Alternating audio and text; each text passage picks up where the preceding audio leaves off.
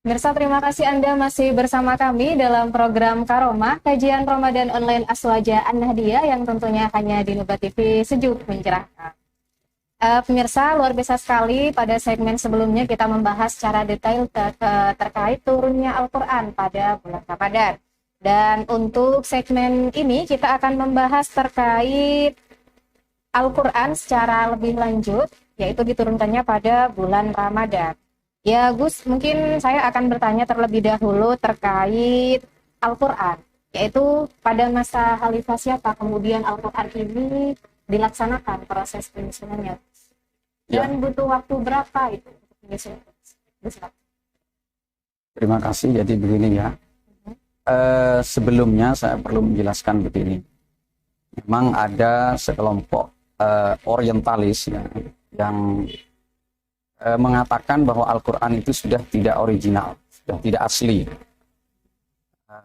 Ada kalanya mereka menuduh itu tangannya Nabi Muhammad, ada kalanya mereka mengatakan ada yang ditambahi, ada yang dikurangi.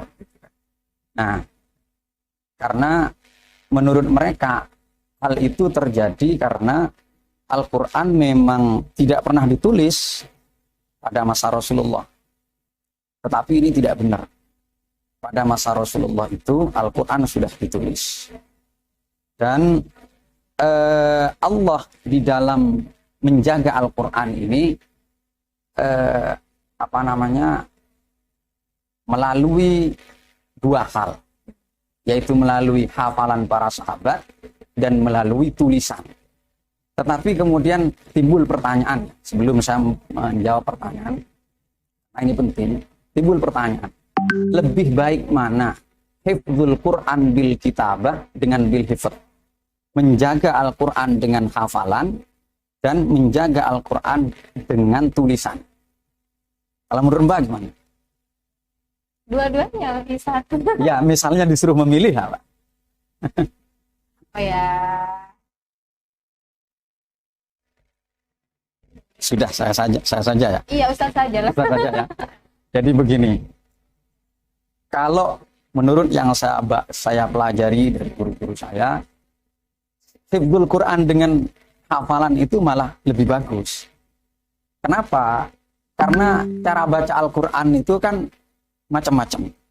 Kadang ada imalah, Bismillahirrahmanirrahim itu Pak.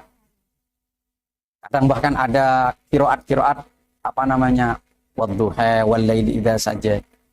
Nah, itu kalau dengan cara tulisan kemudian nggak ada yang menghafal, tidak mungkin orang bisa paham itu. Tetapi karena kalau dulu kan nggak ada tandanya Pak, nggak ada titiknya, nggak ada harakatnya. Al-Quran itu ya kosong sama sekali. Nah, sehingga kok bisa kalau kosong seperti itu, kok bisa baca? Karena mereka hafal. Bahkan termasuk imalah itu mereka hafal. Di sini oleh Nabi dibaca imalah, maka dihafal oleh para sahabat. Misalnya nggak ada orang hafal, terus itu hanya ada tulisan, gimana orang bisa tahu bahwa itu dibaca imalah? Nah, itu.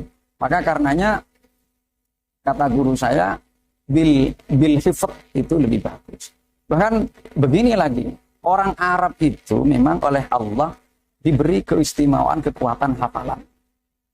Meskipun mereka pada saat itu ummi, jadi nggak bisa, kebanyakan tidak bisa baca dan tulis, tapi diberi kelebihan kekuatan hafalan.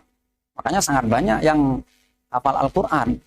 Dan pemeliharaan Al-Quran melalui hafalan para sahabat yang al-amin, yang amanah, yang jujur, yang tidak mungkin melakukan kecurangan, tidak mungkin melakukan kebohongan.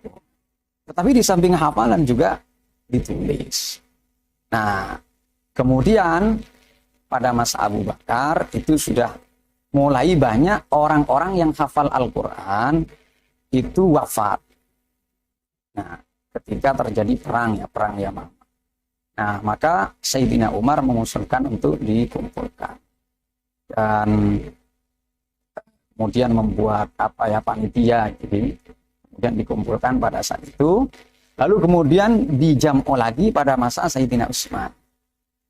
Tapi perbedaannya apa? Perbedaannya kalau masa Abu Bakar itu kekhawatiran, takut nanti apa namanya ada yang hilang dari Al-Quran karena sahabat banyak yang wafat. Meskipun sebenarnya tulisan sudah ada, tapi kan harus ada pembuktian. Misalnya sudah ada tulisan, Pak. Tapi tulisan ini betul Al-Quran apa tidak, itu kan harus ada saksi. Kalau nggak ada saksi yang hafal bahwa ini memang Al-Quran itu nanti kan lemah kan begitu. Makanya khawatir, bukan karena tidak ada tulisan.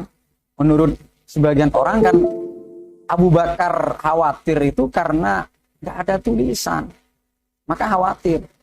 Nah, terus oleh mereka kemudian ini dijadikan dasar bahwa Al-Quran karena memang tidak ditulis, tidak dicatat, ya terjadilah problem keaslian itu. Tapi itu nggak betul, sudah ditulis pada saat itu. Makanya kata ulama, kekhawatiran itu karena khawatiran nggak ada saksi nanti kalau banyak yang wafat. Kemudian pada masa Utsman itu dikumpulkan lagi, itu alasannya beda. Itu karena terjadi banyak ikhtilaf. Kemudian oleh Sayyidina Umar dikumpulkan lagi, kemudian muncul apa yang dinamakan dengan Mushaf Utsman.